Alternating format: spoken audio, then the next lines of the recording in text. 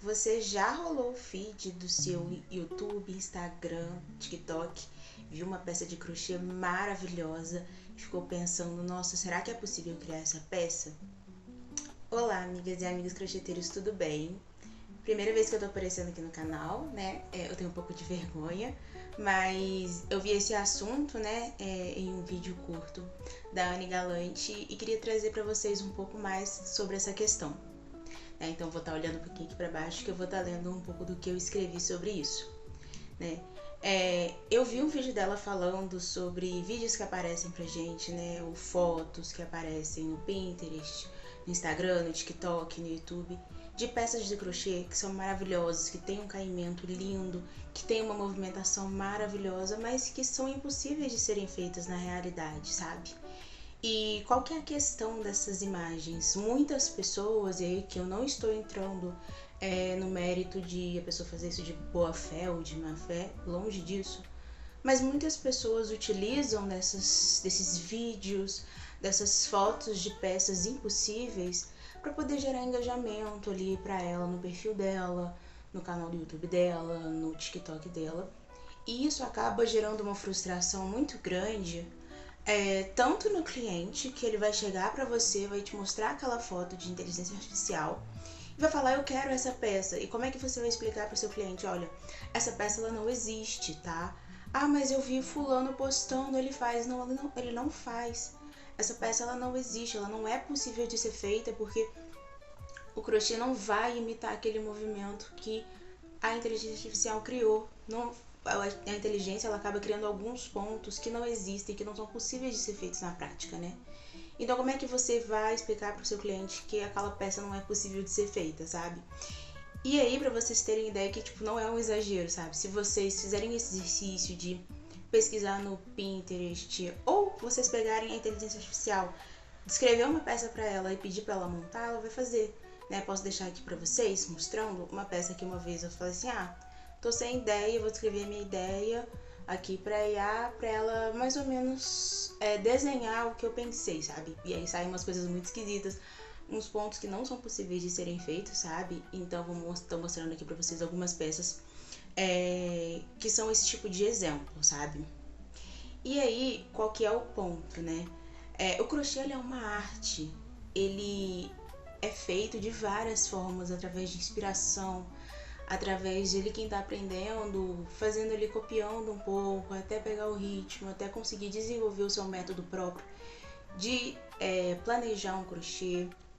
Então é uma arte milenar que ela passa por várias mãos, ela passa por vários pensamentos, sabe?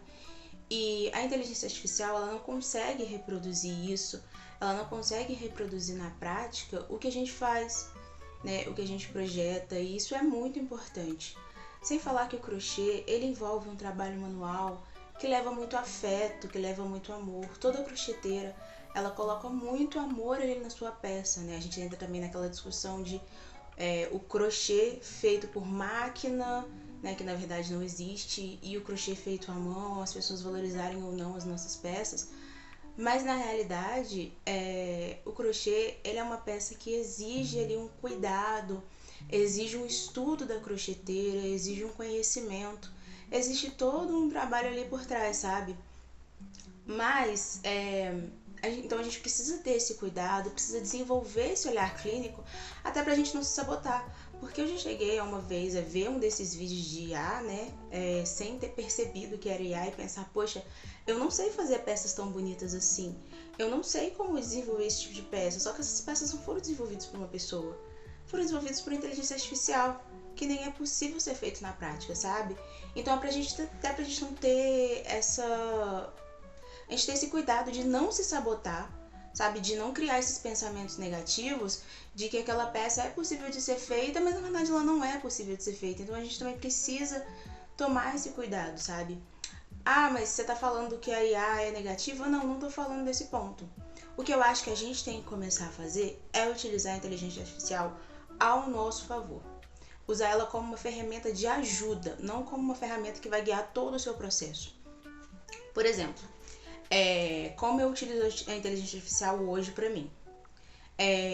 Um exemplo prático, tá? Teve uma cliente que ela me pediu um vestido, né? Ele era um vestido, meio que uma saída de praia, vou deixar a foto pra vocês aqui, de paetê. Então ele tinha paetês por cima. E a foto que ela me mandou de referência, ele era branco, com paetês furta-cor. É aquele que vai mudando de cor ali, dependendo da luminosidade. E ela me falou que ela queria na cor laranja, né? E aí que ela não sabia qual cor de paetê que ela queria. Se ela queria transparente, se ela queria paetê laranja, se ela queria paetê dourado, se ela queria o furta-cor. E aí o que eu fiz? Falei, olha, quais são as opções que você mais sente confortável? Ela falou, ou o furta-cor ou o laranja. O que eu fiz? Eu peguei aquela imagem, joguei na inteligência artificial e pedi, olha, pode gerar uma imagem desse mesmo vestido na cor laranja com paetê furta-cor e com paetê laranja? A inteligência artificial basicamente só recoloriu aquela peça, aquela foto que eu tinha mandado para ela, e eu compartilhei com a cliente e ela falou, não, eu prefiro laranja com paetês laranja. Então isso facilita a sua vida. Se um cliente chegar e eu tô na dúvida se eu quero essa bolsa na cor preta ou se eu quero na cor marrom. Eu tô na dúvida se eu quero esse tapete marrom com bege ou marrom com rosa.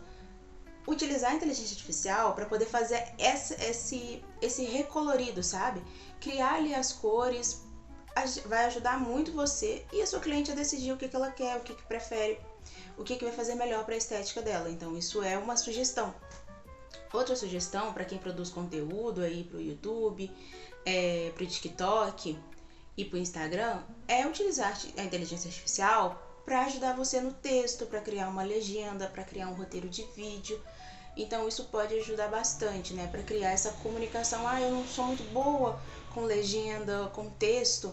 Pede ajuda para a inteligência artificial, explica o que você quer transmitir, explica o que você quer falar, mas sempre passa um crivo do que você fala, da forma como você fala.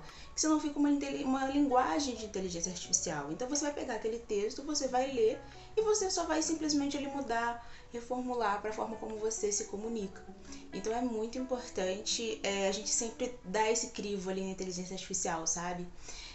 Pedir dicas, né? Uma coisa que eu faço bastante às vezes, quando eu não consigo procurar uma peça pelo Google ou pelo YouTube. Eu pego uma peça na imagem dela e jogo ali, por exemplo, pro Gemini, que ele é uma plataforma integrada no YouTube.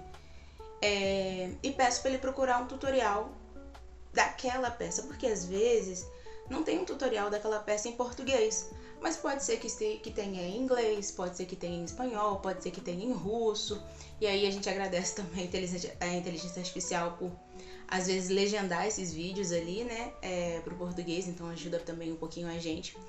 E essa é uma ideia assim que vocês também podem usar, né? Outra coisa que vocês podem fazer para quem vende no Instagram, quem vende em outros sites, quem vende na Shopee, é utilizar a inteligência artificial para melhorar as suas fotos. Então, se você não tem um lugar bonito na sua casa, que você consegue tirar uma foto legal, ou sempre fica meio esquisito o fundo, é você pegar aquela peça, vou até colocar aqui um exemplo de umas que eu já fiz, tira a foto da peça, como você tem, e pede para a inteligência artificial mudar o fundo. Eu quero deixar um fundo bege. Aí ela vai mudar o fundo. Eu quero deixar aqui o fundo praiano, um fundo de uma mesa e tal. A inteligência artificial vai pegar a sua peça e vai só retirar o fundo, trocar por um fundo melhor, valorizando mais a sua peça, né? E aí até uma outra dica para quem trabalha com vestuário e não tem uma pessoa, né, um modelo ali, como eu também não tenho, que vista as peças para você poder exibir, você pode pedir para a inteligência artificial criar uma pessoa usando aquela peça. Mas aí fica aqui uma ressalva. É muito, muito, muito importante que ela criou essa peça, essa imagem, não pega essa imagem pública, revisa a imagem. Revisa se ela não alterou algum ponto da sua peça. Revisa se ela não mudou as cores, se ela não mudou a ordem, se no corpo aquela peça vai ficar exatamente como ficou a imagem da inteligência artificial. Então é muito importante que a gente faça esse crivo, tá? Então eu queria deixar essas dicas aí pra vocês. E aí, já encerrando aqui o nosso vídeo, eu queria deixar um desafio, porque...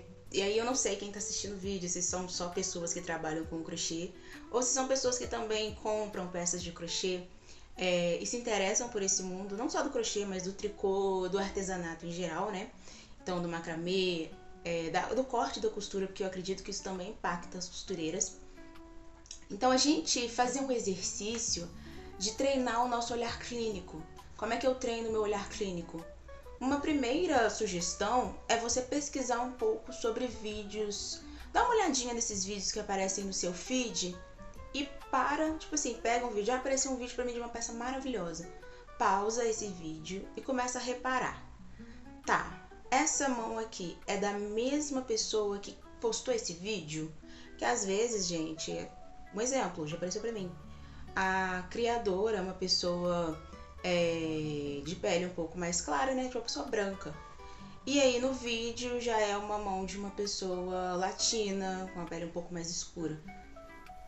Tá, esse vídeo é dela, entendeu? Então é um exemplo que dá pra você fazer. Mas eu acho que isso acaba sendo um pouco difícil, porque geralmente a inteligência artificial coloca todo mundo como branco nos vídeos. Mas outra coisa que você pode fazer é pausar o vídeo e começar a reparar nos pontos daquela peça. Esses pontos, eles fazem sentido? Daria pra fazer isso? Sabe? Pensar logicamente, como assim? Será que é possível fazer esses mini pontos e do nada virar um círculo, daqui a pouco virar um quadrado e aí é um bichinho que mexe? Então, parar e observar. Quem utiliza o Pinterest para poder pegar ideias, pegar as fotos ali mais belas, assim, chiques, que você fala, caraca, isso não parece ser real? Parar, dar um zoom, dar uma olhada, ver, será que essa peça é mesmo real? E fazendo esse exercício, sabe? E aí, até como um teste, eu peço para vocês também, vão na inteligência artificial, descreve para ela uma peça que você quer e vê como é que ela faz.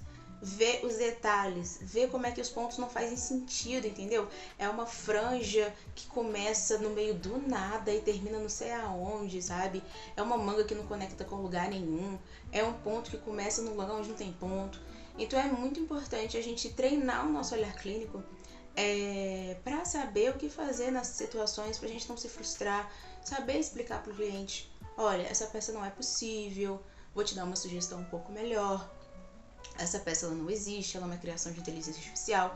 Então, até a forma como a gente vai comunicar com os nossos clientes sobre essas peças. Então, depois compartilhem aqui comigo, né, nos comentários. É sempre muito interessante ver o feedback de outras crocheteiras, feedback de quem trabalha com isso, ou de quem só se interessa pelo crochê ou compra peças de crochê e já apareceu essas peças para você.